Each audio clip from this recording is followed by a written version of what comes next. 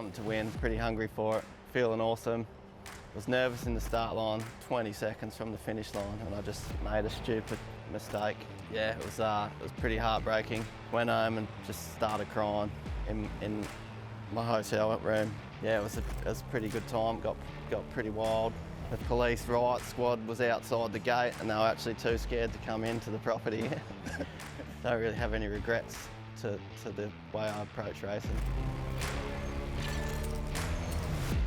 Sam Hill, 8-time world mountain bike champion, both downhill and enduro, an icon of the sport, but I don't want to talk about that yet. I want to wind the clock back to where it all started. Motocross, a young Grommy, Western Australia, family life, chasing the motocross scene around. You just loved motocross. Yeah, I think for me, as a kid growing up in WA, I was always on a bike where we lived. We had like 7 acres and just life there for me was on 2 wheels. My dad, I was obviously into motocross at some stage, so me and my older brother started racing motocross from a young age, and then, yeah, sort of transitioned a bit from that into BMX for a couple of years, and then discovered mountain biking through my older brother and his friends.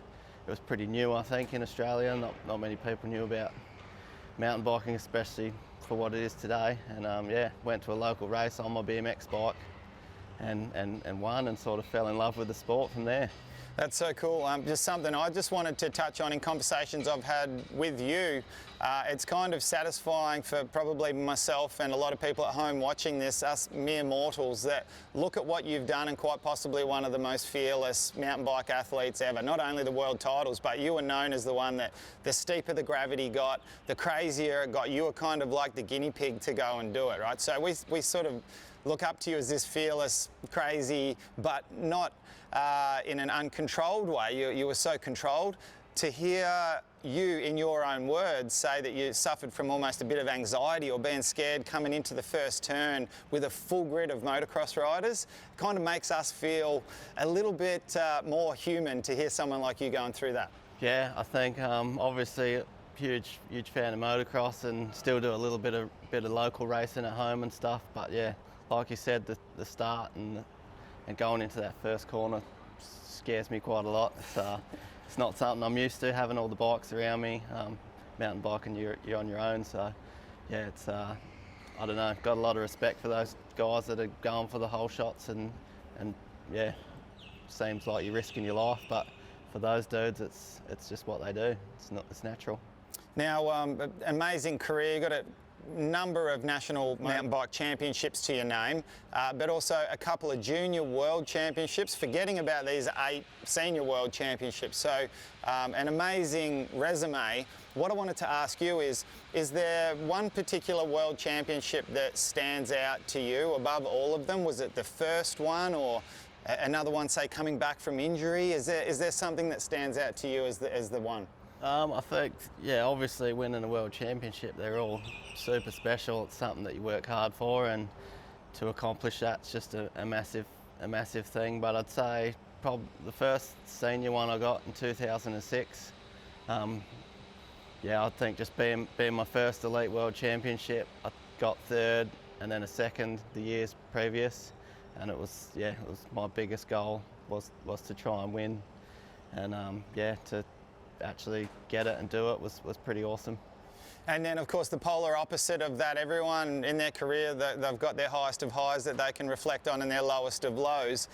Would I be right in thinking, it's all part of my research that I did looking into your amazing career, you were the reigning world champion and going for back-to-back world championships, last rider down the hill, you had yourself a 10-second lead, Val de Sol. Yeah. And coming into the last corner, the commentators were already celebrating what was almost certainly going to be the win. And, a typical Sam Hill, little bit of a drift slide with the flat pedals, no problem whatsoever, ended up a problem and crash, lost the world title, but even with the crash, you only missed out by 0.5 of a second. Yeah, 06, 07, I won world championships, and then this is going into 2008. Probably, yeah, feeling awesome on the bike. I remember while doing my warm-up at the top of the hill, I was obviously nervous because not only did I want to achieve my goal, but I felt like I had the pressure, because you can't, coming off 2 World Championship wins the 2 years before, you can only do worse really. So in my mind, I was all out, wanted to win, pretty hungry for it, feeling awesome. Was nervous in the start line. My mechanic was trying to like keep the nerves down. I ended up throwing up. It was a super hot day. Yeah, and just the run to me was just, everything was going perfect. And then, like you said, the last corner had dried out a bit from practice going into finals. It was a hot day, and yeah, drifted. Thought I was all good. Put my foot back on, ready to exit the turn, and then the front just went out. So yeah, it was pretty heartbreaking. It's still a run to this day that sort of, I wish things went different, but that's the way I've always raced. I've put everything on the line, and I've won a lot of races because I've ridden like that, and I've crashed and lost a lot of races as well. So I don't really have any regrets to the way I approach racing. Now, just to wind the clock back ever so slightly from that, and to, you know, a young Sam Hill who was about to head over to America and take on the world. You didn't know what you had in front of you, you just knew you were hungry and ready to go. And something that, chatting with your wife Bridget about, I got a little bit of an insight and a bit more from you.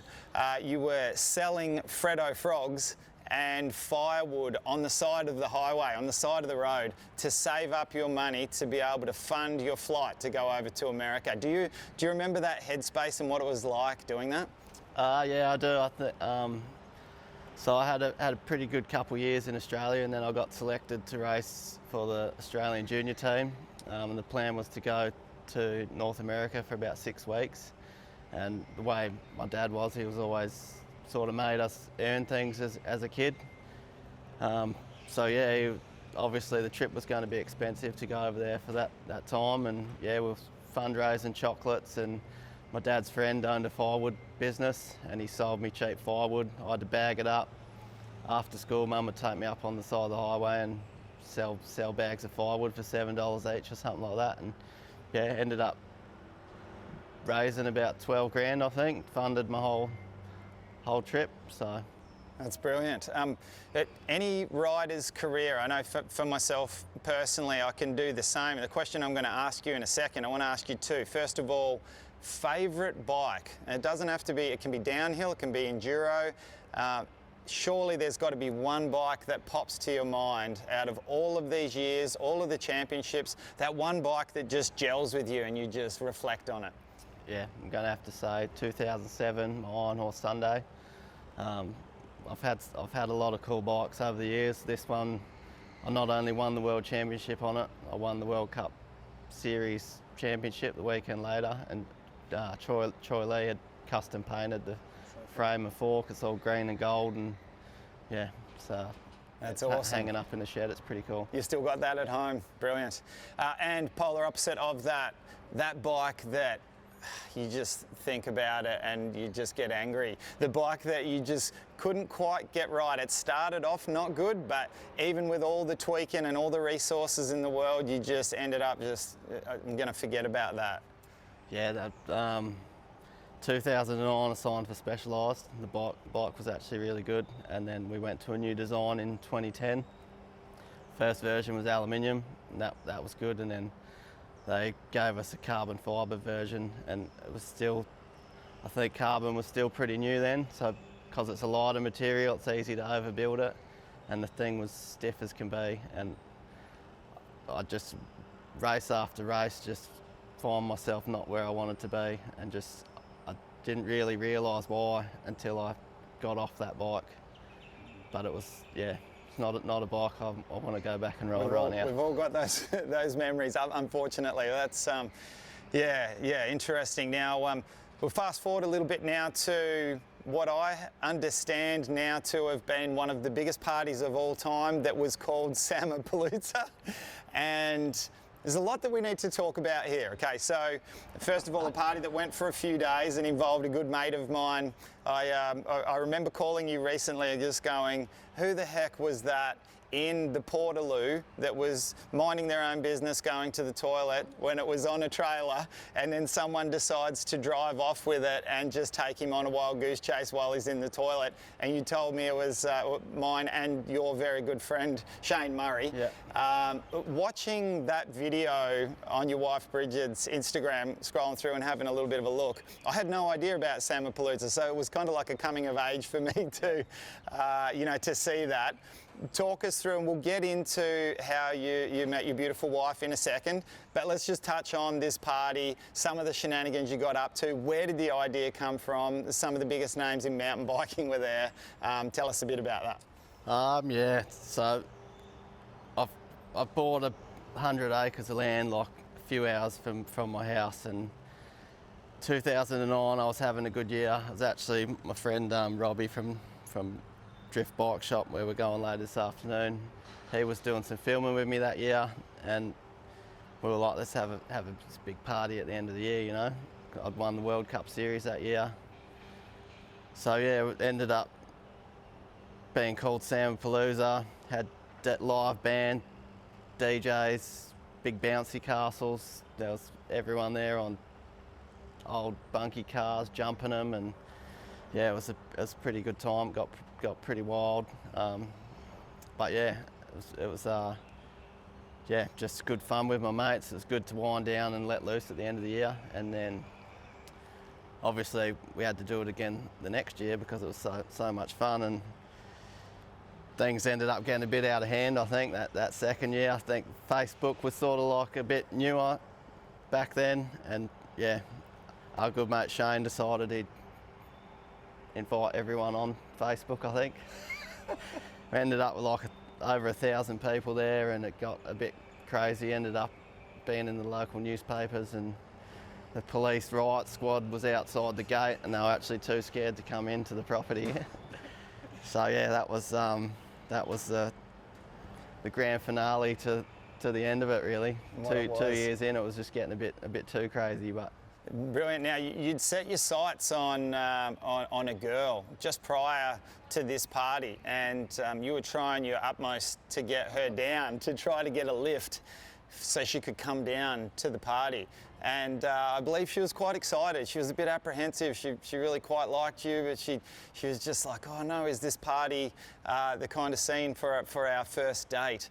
And somehow you managed to figure out a way to get her down, and you guys had the best weekend, fell in love, ends up being your beautiful wife, Bridget, mother to your kids, and it all started that weekend. What an amazing weekend. Yeah, well, she didn't tell me she was excited. She was making every excuse she could not to be there. So I found every possible way around her excuses. Got her down there, and yeah, from something that we probably both didn't think was going to be super serious turned into just wanting to spend every day together. And yeah, now we got 3 kids and 14 years later. So yeah, pretty cool story. Well, she's your biggest fan and your greatest supporter. You're polar opposites. You're the most chilled human I've ever come across, and she's just such a legend. Intense, just like the life of the party. So cool to be around, and you can even be in a half bad mood and you spend 5 minutes with Bridget and you're smiling and just wondering why you were not in such a good mood. But what I'd like to do now is to move into I'm such a massive mountain bike fan, as in like every day I ride mountain bikes 10 times more than I ride motocross bikes. But I've only really just met you in the last couple of years, and it's all in the motocross circle. So the Sam Hill that I know is just all motocross, and we share a lot of the same friends from over in WA, some of the nicest people in the industry. But I just want to reflect on the Sam I know, and I'm going to give an example of earlier this year at the National Junior Motocross Titles at Darwin. It could be any number of the days. We're there for 6 nights, and we're back at the resort where you guys are staying with the Shackletons, yourself, Deegs, a bunch of the crew. We're all sitting around the pool, and there's Sam Hill that just sits back, just got this smile on his face, doesn't really say too much. Everyone else is talking, and then all of a sudden you'll just come out with a sentence of like 4 or 5 words, and you're not even trying to be funny, but all of a sudden we're just wetting ourselves laughing, right? Now, talking to your wife, Bridget, you haven't always been this quiet, unassuming character that will just come out and not even trying to be funny, just have us laughing. You quite often are a bit of a comedian and full of life and a little bit crazy, and I kind of find it hard to picture you like that, knowing the chilled, down-to-earth Sam Hill that we've got these days. Can you give us a bit of an insight as to what your personality was like way back in the day, well before I met you? Yeah, I think I've always been like a bit of a shy person. I think even early racing, I didn't want to do interviews. The first World Cup podium I ever got on, I was 17, and I was hoping that someone would come down and beat me and bump me off the podium spot because I was too nervous to go up on stage. But yeah, I think I definitely got a bit of a fun, cheeky side, like you're saying, when I'm comfortable around my close group of people. Obviously getting older and being more in the spotlight and that, I've come out of my shell a little bit. But yeah, I'm a normal dude, just good at my job. So yeah, absolutely. That's all there is to it. Yeah, now let's chat about the family. Like I said, the Sam Hill that I know is not only shy, unassuming, but a doting father. You got so much time for your kids, like we all do, but you just, some people are really hands-on and in the face and really active with what's going on. You kind of like, you step back, but it's really easy to see how much you care. You're letting them learn and do their own thing. You've obviously got your three boys. You've got Bam, Drake and Knox. All three of them just such completely different personalities. How have you found that fatherhood has changed you as a person? I absolutely love being a dad. It's the best thing I've ever done, I think. As many races and whatever I've done in my life, having a family and my own kids is definitely the most special to me. And yeah, sort of, they all love bikes, anything on two wheels, and I'm not really push them into whatever they want to do. I sort of let them steer their own ship a little bit, and I'm just there to support them and do what I can to try and help them out. Now, got no choice, got to touch on this, injuries. We've all had it. We all go through it as racers and during a career. You've had a bit of a run recently, in recent years, where you got to be scratching your head as to, God, can I just catch a break? And they're big injuries. Like major shoulder surgery. Had some spinal damage at one stage, multiple shoulders, but. There was a period of time there where you'd go through all of this rehab and then just get back to 100% fit, and then boom, you'd cop another one straight away. That's got to massively affect you both physically, but mainly mentally. The drive to keep going. Yeah, it's definitely hard. I've been racing overseas pretty much 21 years, so I think in that time you're going to have injuries along the way. I was definitely pretty lucky, I think, for the first half of my career, and then around 2010 I sort of hit 3 or 4 years of where I was doing like 6-month long recovery injuries, and I'd sort of come back healthy a bit and then something else would happen, and yeah, it definitely beats you down a bit and you wonder why all the time. But I think I'm always a pretty positive person. I look at what I need to do to get back to where I want to be rather than dwell on the actual situation that's there. So I've always just used it as motivation to come back stronger. And yeah, I know the COVID, situation that we all found ourselves in. We all had our own. God, I was in Melbourne. That's sort of worldwide known as the worst place in the world if you want to have had to deal with COVID and the lockdowns, etc. But for you, it was like just another level. You found yourself caught overseas with one of your worst injuries. Didn't know if you were going to be able to get back home. Got some crazy figure dollar-wise that funded to try to get you back home on a plane that you didn't believe was going to happen until the last minute. You just wanted to get home to your family, obviously carrying that injury. But I guess the main thing I wanted to touch on, and probably must have been one of your lowest points, was the 2-week isolation in the hotel that you had to do. right at the back end of that was such a struggle for you, but with one day to go, we had your son Bam was racing the state titles, and of course one of our very good friends, Regan Duffy, you know, we thought not only did we think he was going to die, he died twice, come back to life, and you are sitting in a motel here basically with no windows and just pulling your hair out. Yeah, so that year I knew I had 2 racing blocks, so I'm doing COVID isolation twice in a hotel. I can deal with that. It's what I got to do. So the first one went smoothly. It sucked being in the hotel, but it was all good. And then the second trip away, I'd been over there, Europe, maybe 2 weeks, and Australia had cut down the amount of passengers allowed to arrive weekly into Australia. And unfortunately, I was one of the people they decided didn't have a flight home anymore. Straight onto the travel agents and stuff, and everyone's saying you can't. They're not opening back up to after Christmas. It's January, February before you can get a flight home.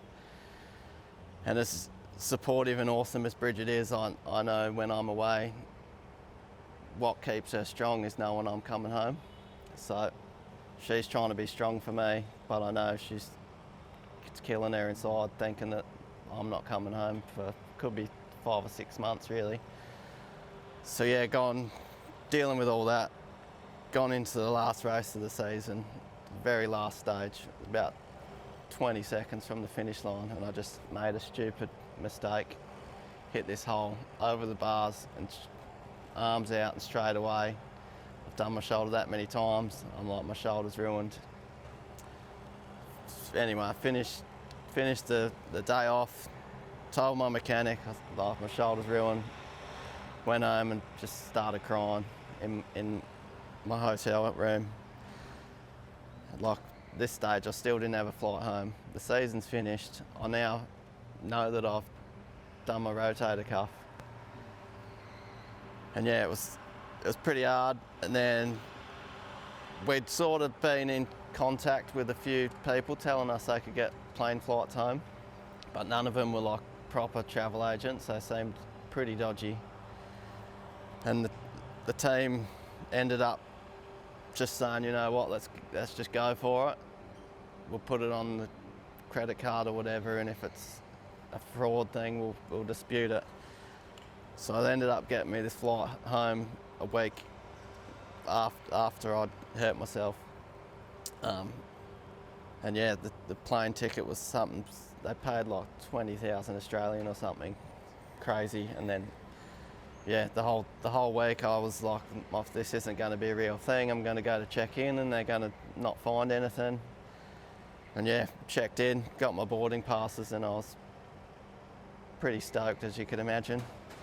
So yeah, started the journey home. Had to go to Brisbane, do my quarantine there. Yes, and then while I was in quarantine, Bam had his last state round for the year, where he was fighting for a top 3 overall position, which was awesome. He ended up getting second. So I just sat in my quarantine hotel on the live timing, watching all that, and then yeah, the next day was doing the same thing, watching the live timing, watching the seniors, and yeah, the MX1 race got red flagged, and a good mate of mine let me know that it was Regan and he was in a bad way, and yeah, it sort of broke me down a lot. Yeah, that must have been absolutely devastating. I know what it was like for us, not in lockdown. You know, it sent shockwaves through our whole industry. So yeah, that must have been so tough. But just to touch on a slightly lighter subject, nuke proof and chain reaction, been a huge supporter of yours, and in recent years, for a long time now, your go-to team. You must have some fond memories with them. Yep, yeah, I've signed for nuke proof chain reaction cycles in 2013, and I've been with them ever since, and they've been pretty awesome to me. It's a bit of a family vibe there.